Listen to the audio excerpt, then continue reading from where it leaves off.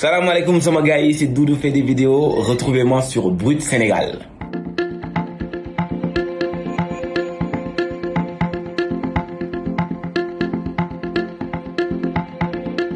Ma mère, elle est morte quand j'avais 3 ans.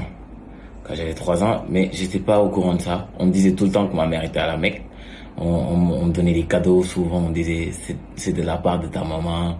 Et j'y croyais, hein. Je me disais tout le temps, ouais, ma maman elle est à la Mecque, elle est à la Mecque.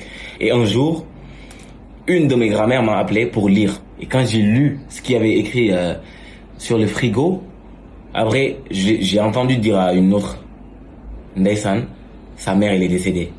Je me dis, attends, qu'est-ce qui se passe? J'ai rien dit, je suis sorti. J'ai commencé à me poser des questions, mais comment c'est possible? Après, je me suis dit, mais attends, c'est vrai, hein. J'ai jamais reçu d'appel. Rien du tout, juste des cadeaux que je recevais. Après, je suis parti, j'ai posé la question et là, on m'a dit que c'était vrai, que elle était décédée et ma famille ne savait pas comment me l'annoncer. J'avais toujours l'espoir de la revoir un de ces jours et elle était plus de ce monde, hein. Les émotions m'ont rattrapé parce qu'à chaque fois qu'il m'arrive quelque chose, je pense à elle. À chaque fois que ça soit du bonheur ou que ça soit quelque chose qui me fait mal, je pense à elle. Je me dis mais si elle était là, j'allais en parler avec elle.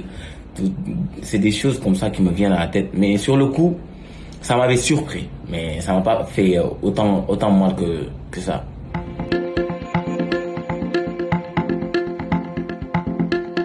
Cette série, je pense que c'est une série qui m'avait beaucoup marqué, hein. Ça s'appelle Le Rebelle.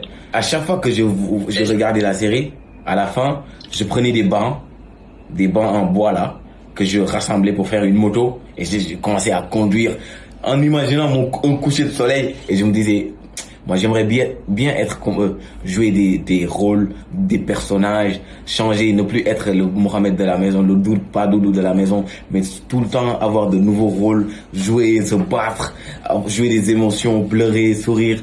Oh, j'avais pas le moyen pour aller faire des études de cinéma, tu vois, mais en étant sur YouTube, ça me permet de m'améliorer, de jouer, de créer des personnages et d'être dans le milieu pour pouvoir après avoir un peu de base dans le cinéma.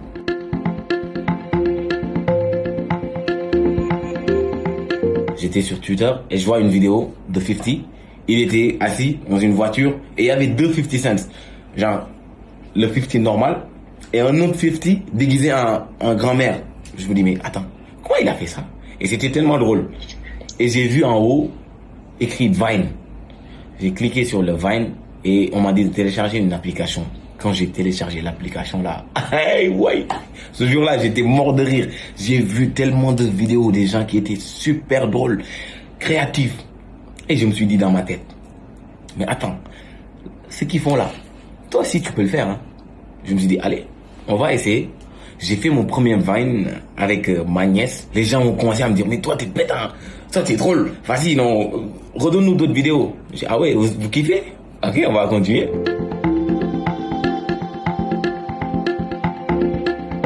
J'étais avec mes potes. Un jour, quelqu'un est venu me saluer et je lui ai dit, et voilà.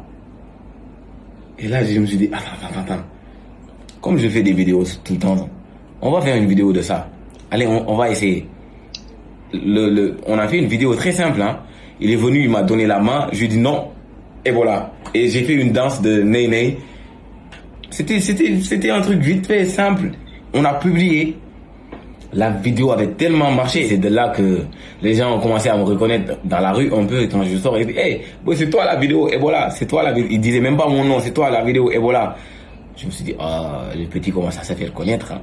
Là, j'ai commencé à m'investir sur les trucs. J'ai commencé à chercher un nouveau téléphone. C'est après cette vidéo que j'ai créé ma page Facebook.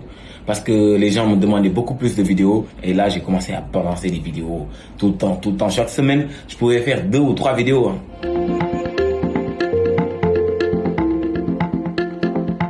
Le décès de mon frère, ça m'a beaucoup marqué, hein, parce que c'est passé tellement vite. Je suis parti au concert, j'avais un concert à présenter, je suis parti au concert, je suis revenu super tard, 7h du matin, je me suis couché vers 17h, j'entends des cris dans la maison. Je sors, Je vois les gens courir de gauche à droite, des gens crier. Je me dis, mais qu'est-ce qui se passe? Et là, on m'annonce que mon frère, il est décédé. Moi, je me dis, mais c'est pas possible. On était ensemble hier.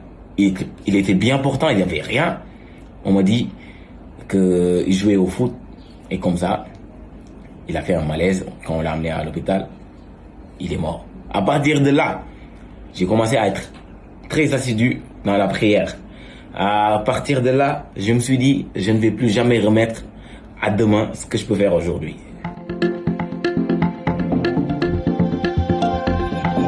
C'était un challenge pour moi, parce que le grand théâtre, je fus le premier humoriste, comédien, même je peux dire acteur solo à avoir rempli le grand théâtre. C'était quelque chose d'extraordinaire pour moi, parce qu'il fallait que je le fasse.